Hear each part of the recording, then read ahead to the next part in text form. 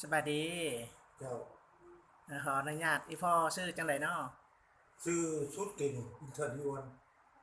อ๋ออยู่บ้านใดซุมื้อนี้อยู่บนน้องดวงไตบ้านหนองมุกดวงใต้จ้ะอยู่บนน้องดวงไตอันเป็นจังไดคือจังได้มากินยานี่โอ้แต่ว่ามาเห็นน่ะลูกหลานลงในเฟซน่ะล่ะมาอ่านเบิ่งก็คือว่าถึกกับพญาติที่โฆษณาจ้ะก็ว่ากัน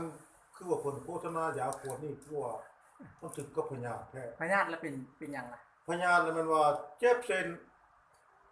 เจ็บเส้นกินข้าวบ่แซ่บนอนบ่หลับแล้วก็ปวดเมื่อยน้ำแข้งน้ำขาลูกหลานเอ้ย เออปวดเมื่อยน้ำแข้งน้ำขาน้ำคอบ่าไหล่นี่แหละแม่นว่าเลี้ยวบ่ได้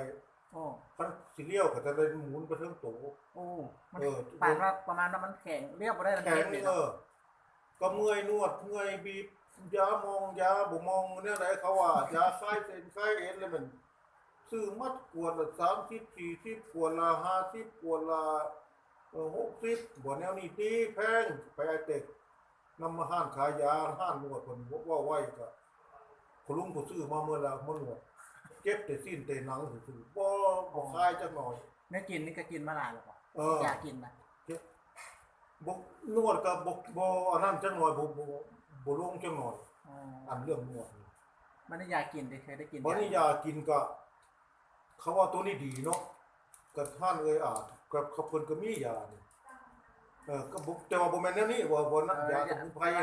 เนาะมีหลายน้ำก็มากินกับอาจจะถือกับผู้อื่นแต่บ่ถือกับจังว่าพ่อลุงก็บ่ได้ว่าให้ว่าอันนี้ดีอันนั้นบ่ดีขอโทษบ่ได้ว่านั้นแต่ว่าบ่ถือว่าซั่นก็ไปอ๋อกวดละ60 70เพิ่นขายเจ้ากวดละ20ปลายพันกวดละ40 5080ลงมา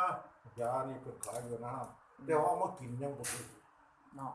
พอดีมื้อนั้นล่ะเห็นมื้อนั้นตอนแรกประมาณ5 โมงกว่า6 โมงนี่ล่ะ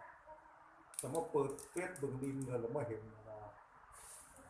ผู้หญิงผู้หนึ่งลงโฆษณาว่าจะตัวนี้กินเจ็บเส้นเจ็บเอ็นซื้อเมื่อให้น้องสาวกินแล้วดีปัดเลยว่าจะกินข้าวแซ่บนอนหลับก็เลยมาเห็นเบอร์โทรก็จดเอาเบอร์โทรแล้วเรามาโทรลองเบิ่งว่าติดบ่กดไลน์แล้วเบอร์โทรนำอันน่ะที่กระเจ้าลงในห้างแล้วโทรบ่อยากได้ก็ติดแล้วผู้ลุงก็เอ้าก็ตูยาเพิ่นอยู่เฮือนแล้วก็ไปเอายามากินเฮาลองเบิ่งอีกขวดนึงว่าซั่นแท้นะแต่หายลูกก็เลยฟีบมามื้อนั้นเลยนะวันนี้หลังจากนั้นเราเอามากินกับจอกทำอิฐเมื่อก่อนลุงก็ฟาดรถบ่ได้โทยากก็คือว่าตื่นมานี่คือว่านอนกลางคืนคือพูดถึงว่านอนเงียบกว่าทุกคนนอนง่ายขึ้นเนาะไวตอบสนองไวเลยวันนี้ก็ฮู้ว่ามากินตื่นมาก็ฟาดอีกตามเพิ่นบอกคนนี้ล่ะแล้วจากนั้นเนาะกินแล้วล่ะรู้สึกว่ายามันพอลุงนี่เป็นกระเพาะน้ำบ่หรือแนวใดกินได้2 มื้อกินน้ำอีนี่เสอะเสอะก็อยู่ได้มาเว้ากับตู่ย่าเพิ่นอยู่เนาะป้าคอยจะเราก็คอยก็คือกันเด้แต่ว่าเราบ่แห้งพอคอยหลังจาก2 มื้อผ่านไปแล้วมิดอันเดียวนี้บ่แล้วเบา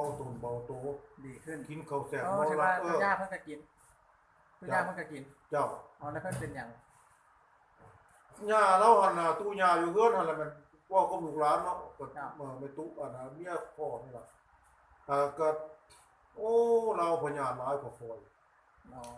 พญาเต้นพญาเอ็นพ่อเพิ่นแล้วมันแล้วบ่ปาดไปคั่วหลายเทื่อเด้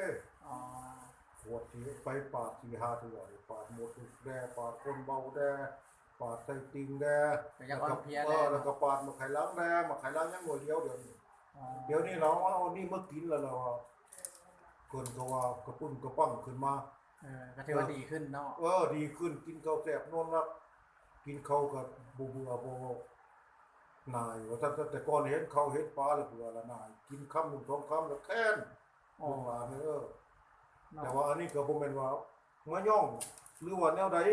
ก็บ่เว้าตามความจริงเนาะมาซื้อเต็มมื้อนี้บ่ได้เอาลาด ดิซื้อดิ มันนี่ล่ะมาซื้อมันเกิดลูกหลานมาเห็นลูกหลานมาตอน1 โมงมันบ่เห็นลูกหลานมาถามเงินไกลเคียงว่าเขาเหตุการณ์ใดมื้อแรงจังว่าผมลุงเอ้ยเพราะว่ายาหมดแล้วฟ้าวมาเอาอย่าขาดกินมื้ออื่นแล้วเรามาเอาอีกแล้วมื้อนี้เราจะเอา4 ขวดน้องสาวก็เอาขวดนึงปลาเอาขวดนึงได้ยินว่าท้องเฒ่าได้กว่ากินแล้วก็ดีดีหั่นน่ะมันบ่แม่นว่าย่องอันนี้เว้าตามความจริงบ่ได้โฆษณาเกินความจริงเด้อถ้าว่าลูกหลานบ่หรือว่าผู้ใด